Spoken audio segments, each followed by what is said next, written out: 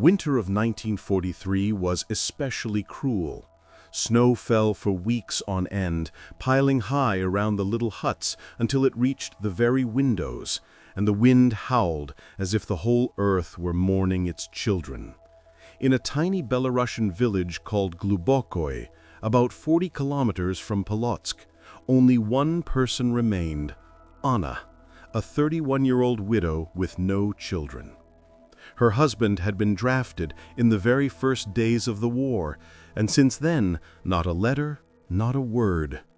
Her house stood on the edge of the village, closest to the woods, which was why the Germans chose it as quarters for 5 of their rear echelon soldiers. They arrived in the evening, as dusk was falling. Their leader, Hauptmann Hans Richter, was gaunt with hollow cheeks and eyes the color of dirty ice. He surveyed the hut, gave a curt nod, and said simply, "Hier bleiben wir. We'll stay here." The other 4 followed, Unteroffizier Kurt Weber, Gefreiter Hans Müller, Otto Schulz, and Willy Brandt, and the youngest of them all, Private Heinz Krause, who just turned 19. They carried in their gear and immediately began settling in. Anna was pushed out into the entryway. Barefoot on the icy floor, she stood clutching an old shawl to her chest, listening as they divided up the rooms. Then Richter came out, gripped her elbow with iron fingers, and led her back inside. "Du wirst für uns kochen, waschen, putzen und alles andere, was wir wollen," he said calmly, as if ordering firewood. She understood everything at once. No screams, no tears, only something inside her snapped, like an old rope giving way. From that night on, a new life began for her. Richter always came first. He'd arrive last, after the others were already asleep, or pretending to be. He'd undress slowly, neatly folding his uniform on a chair, before stepping toward the bed where Anna lay curled beneath a thin blanket. He never rushed. He liked watching her freeze when his cold fingers touched her neck. He never hit her. He considered violence beneath his dignity, but he took what he believed was rightfully his as a victor. Afterwards, he'd light a cigarette, blow smoke toward the ceiling, and say the same thing every time. "Du bist jetzt unser aller Frau. Vergiss das nicht. You're now the woman of us all. Don't forget that." Kurt Weber was different, thick-set, red-faced, with palms always damp with sweat. He'd come during the day, after the others left for their duties around the village. He'd lock the door with the hook, set a bottle of schnapps on the table, and force Anna to drink with him. If she refused, he'd slap her across the face, not hard, but demeaning. Then he'd shove her onto the table among crumbs and dirty dishes, and finish quickly, breathing heavily into her ear. Afterwards, he'd make her scrub the floor, so it doesn't stink of Russian swine. Franz Müller was quiet, almost shy. He'd wait until everyone was asleep, then slip into her tiny room, lie down beside her, and whisper, "Bitte, sei still. Ich will dir nicht wehtun." But he still caused pain, accidentally, awkwardly, because he was too big, too rough. Afterwards, Anna would lie there feeling something warm trickle down her legs, never knowing if it was blood or just shame. Otto Schulz was a sadist. He'd come drunk, whip in hand. He'd force Anna to her knees, strip her bare, and lash her back until her skin turned crimson.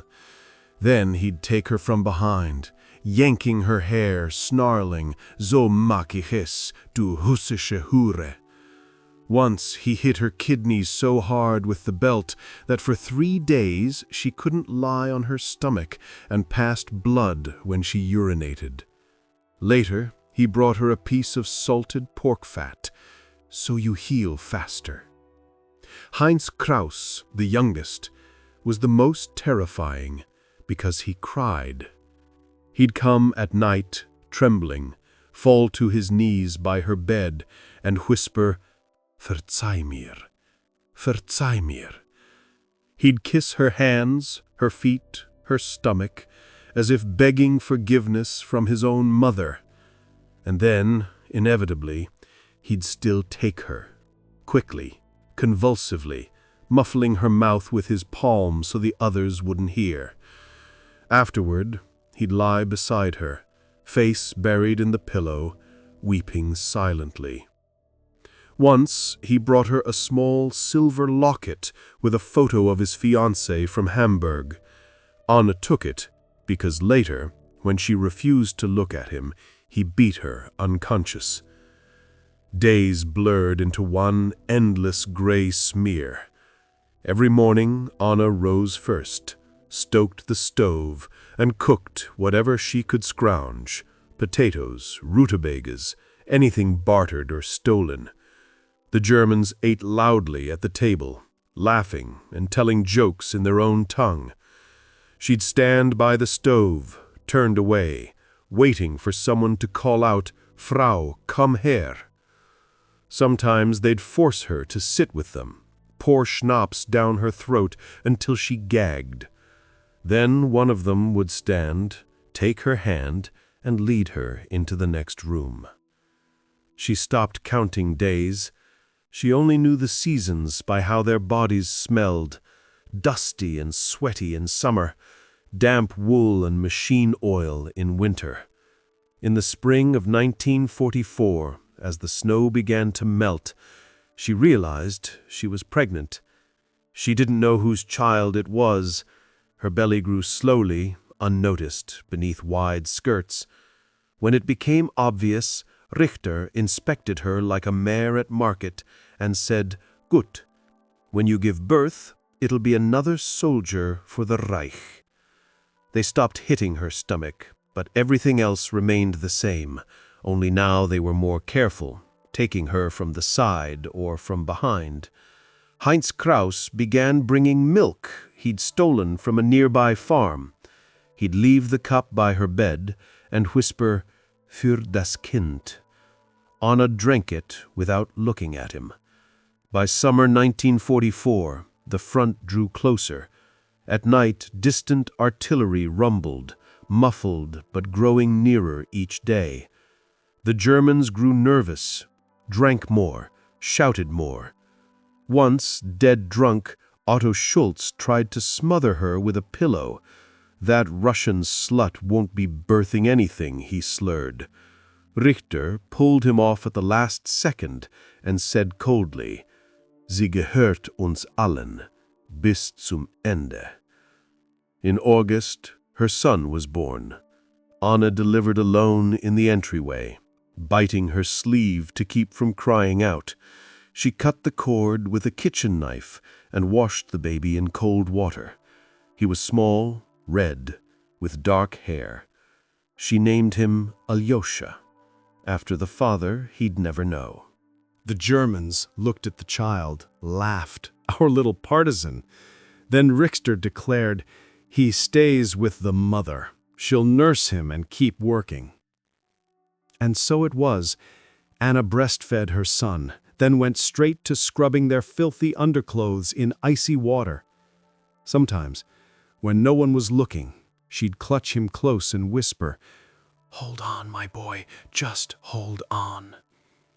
Autumn came early in 1944. Leaves yellowed in August, and by September the first frosts arrived.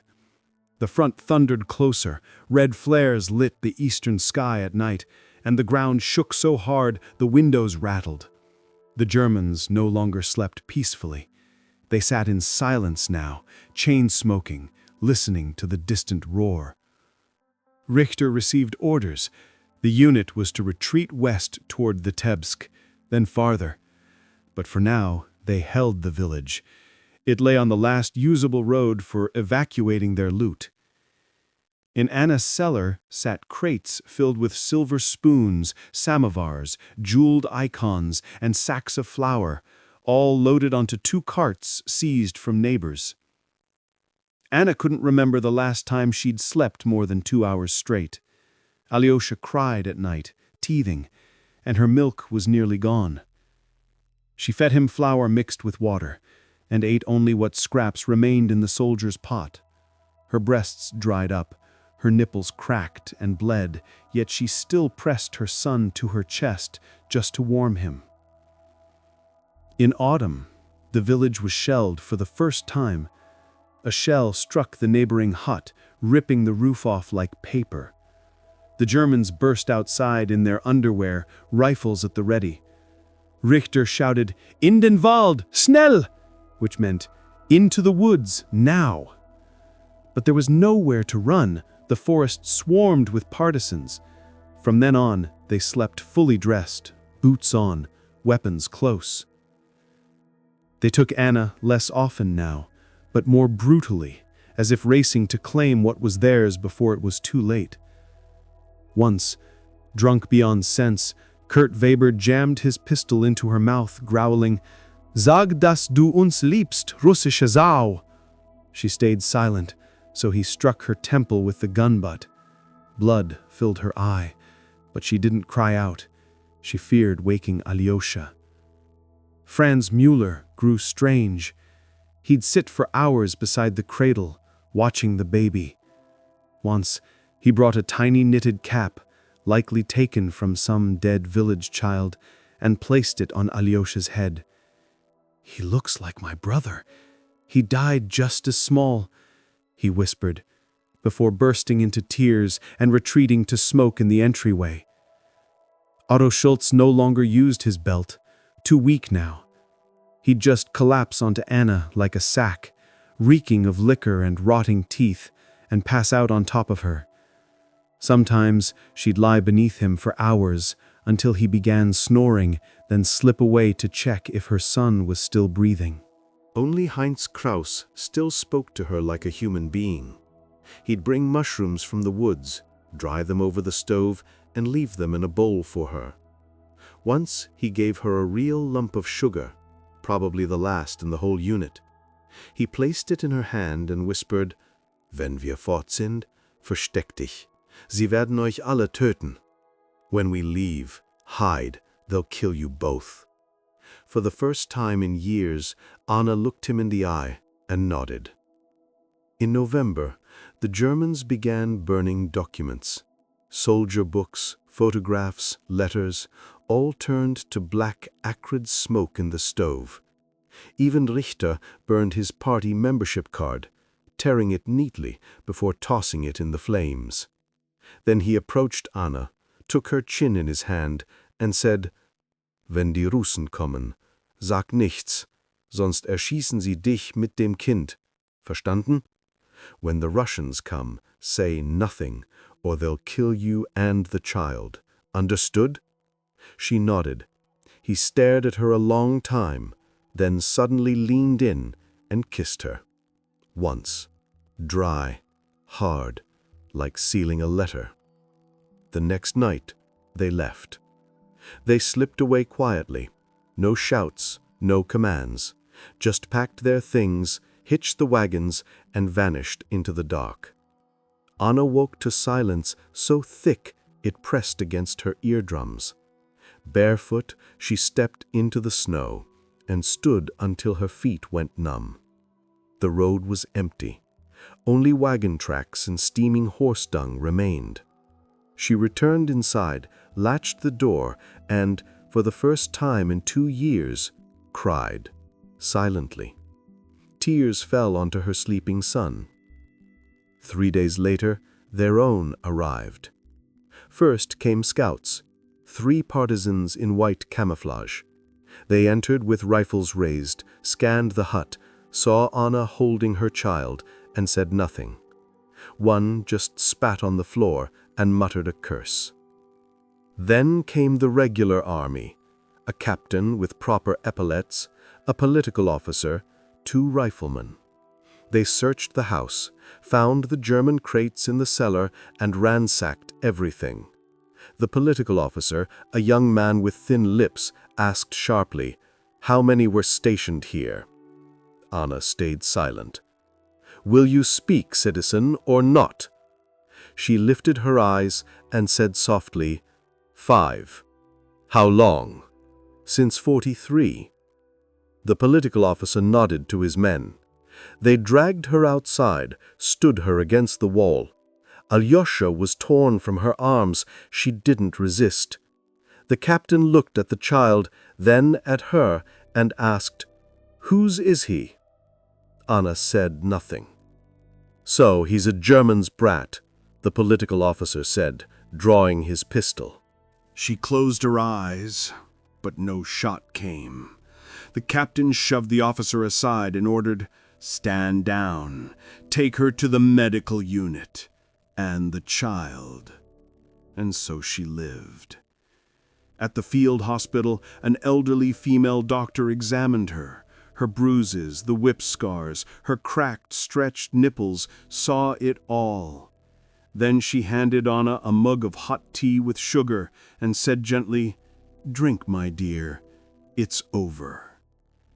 Anna drank, but didn't believe it. Then came filtration camps, interrogations. "Who did you sleep with? How many times? Give us names." She gave them: Richter, Weber, Müller, Schultz, Krause. They wrote reports, asked, "Was it voluntary?" She stayed silent. So they wrote for her, "Victim of fascist violence." Alyosha was taken to an orphanage to be raised in the Soviet spirit. She didn't fight it. She knew it would happen. She only asked, "Tell him someday that his mother loved him." In the spring of 1945, she was released. The village was gone, burned during the retreat. Only a lone chimney stood in the ashes. Anna bowed deeply, then walked away, eyes forward. She reached Polotsk and found work as a hospital orderly, scrubbing floors, emptying bedpans, feeding the wounded. No one knew who she was or what she'd endured. She kept quiet. Only at night, when everyone slept, would she sit on a bench outside, gaze at the stars, and think of the 5 Germans who'd been her men. Were they alive? Had they reached their Reich? And her son, somewhere in an orphanage, growing up never knowing the price of his life. Years passed like pages in a calendar she no longer kept. The war ended in May 1945, but for her, it remained inside like a splinter too deep to pull without bleeding to death. She stayed in Polotsk. The hospital became civilian, and they kept her on as a cleaner in the maternity ward. It was warm there, smelled of carbolic acid and milk, and newborns cried, a sound that quieted the screams in her head. They gave her a 6-square-meter room in a dormitory, iron bed, table, stool. On the wall, she pinned a newspaper clipping. Moscow, Victory Parade, soldiers casting captured banners at Lenin's mausoleum. Beneath it, she tucked a scrap of white cloth, the hood from Alyosha's first cap. That was all she owned. The other women avoided her at first, sensing her sorrow like dogs sense fear. Eventually, they grew used to her. They called her just Auntie Anya. She told no one, and they didn't ask. Only when a woman labored painfully, screaming until hoarse, would Anna enter the ward, take her hand and whisper, "Push, dear, push. It'll pass." And they always delivered. Doctors were amazed, but she knew pain drives out pain.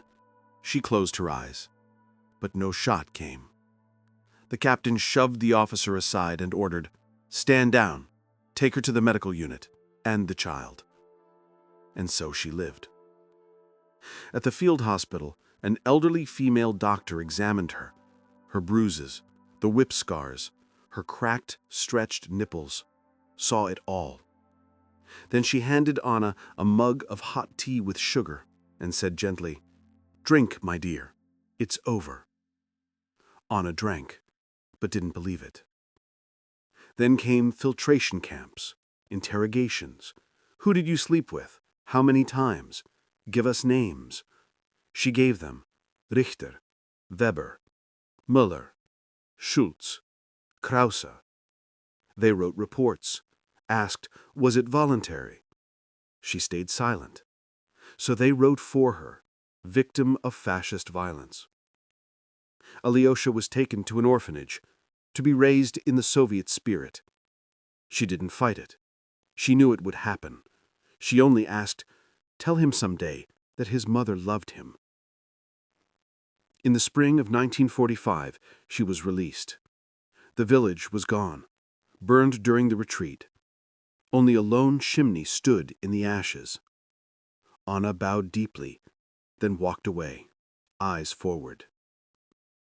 She reached Polotsk and found work as a hospital orderly, scrubbing floors, emptying bedpans, feeding the wounded. No one knew who she was or what she'd endured. She kept quiet. Only at night, when everyone slept, would she sit on a bench outside, gaze at the stars, and think of the 5 Germans who'd been her men. Were they alive? Had they reached their Reich? And her son, somewhere in an orphanage, growing up never knowing the price of his life. Years passed like pages in a calendar she no longer kept. The war ended in May 1945, but for her it remained inside, like a splinter too deep to pull without bleeding to death. She stayed in Polotsk. The hospital became civilian, and they kept her on as a cleaner in the maternity ward. It was warm there, smelled of carbolic acid and milk, and newborns cried, a sound that quieted the screams in her head. They gave her a 6-square-meter room in a dormitory, iron bed, table, stool. On the wall, she pinned a newspaper clipping. Moscow, Victory Parade. Soldiers casting captured banners at Lenin's mausoleum. Beneath it, she tucked a scrap of white cloth, the hood from Alyosha's first cap. That was all she owned. The other women avoided her at first, sensing her sorrow like dogs sense fear. Eventually, they grew used to her. They called her just Auntie Anya. She told no one, and they didn't ask.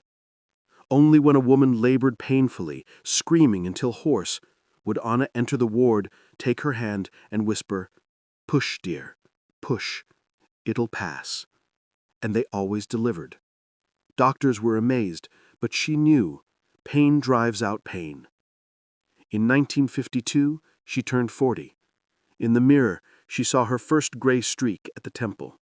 She touched it and smiled. "So you've come at last, old woman." From then on, she wore her headscarf tied tightly under her chin, like village grandmothers. Her face stayed calm. Only her eyes, deep and dark as 2 wells, held a sky someone had once drowned. In 1955, a letter arrived from orphanage number 14 in Vitebsk. Your son, Kozlov Alexei Ivanovich, born 1944, has been transferred to vocational school number 3, Minsk. Direct future inquiries there. She folded the paper carefully and placed it under the scrap of cap. From then on, every month she sent half her wages in parcels. Wool socks, pillow candies, strawberry soap. Never signed them, just wrote, "To Apprentice Kozlov A.I. from kind people." In 1964, she received the Order of Maternal Glory, 3rd class, for helping large families at the maternity ward. A photographer from Paleska Pravda snapped her at the entrance with a broom. The caption read, "Home front worker Anna Ivanovna Kozlova, honored for decades of honest labor." She cut it out and stored it under the same scrap. In 1975, on the 50th victory anniversary, school number 8 invited her for a lesson in courage. The young principal, with teased hair, asked her to speak to the children about the war. Anna wore her best dress, dark blue with a white collar. 40 10-year-olds sat before her. She stood at the blackboard, looked at them, and said just one thing. "War is when people stop being people. Remember that, children." Then she sat down, could say no more. The principal apologized afterward, but Anna just waved her hand. "Never mind, dear. They'll understand soon enough when they grow up." In 1983, she turned 70. She received a special pension, 120 rubles, a fortune then. She bought a real down scarf and kept sending the rest to Minsk. Parcels came back addressee moved 3 times. Then they stopped returning. She assumed Alexei simply refused them. Still, she kept sending. In 1991, the Soviet Union collapsed. The maternity ward stopped paying salaries. The lights flickered. Carbolic was replaced with cheap bleach. Anna officially retired. They let her keep her room for length of service. She planted mallows under her window, set geraniums on the sill, and lived quietly like a mouse. Evenings, she'd sit on the bench by the entrance, knitting socks and handing them to neighborhood boys. In August 1996, someone knocked. She opened the door to a tall man in his early 50s, wearing a worn leather jacket, light hair, gray eyes, a weary face. He held an old candy box, Belichka. "Hello, are you Anna Ivanovna Kozlova?" he asked, in Russian with a slight accent. She looked at him and knew instantly. Her legs gave way. He caught her elbow, led her inside, and sat her on the stool. "I'm Alexei, your son," he said softly.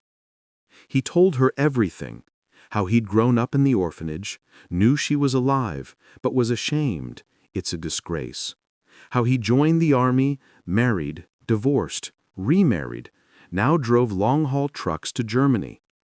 Last year in Hamburg, he'd met an old man in a nursing home, Heinz Kraus. Dying of cancer, the old man kept repeating one name, Anna from Glubakoe, and gave him the box. Inside lay the silver locket with the German girl's photo and a note on the back.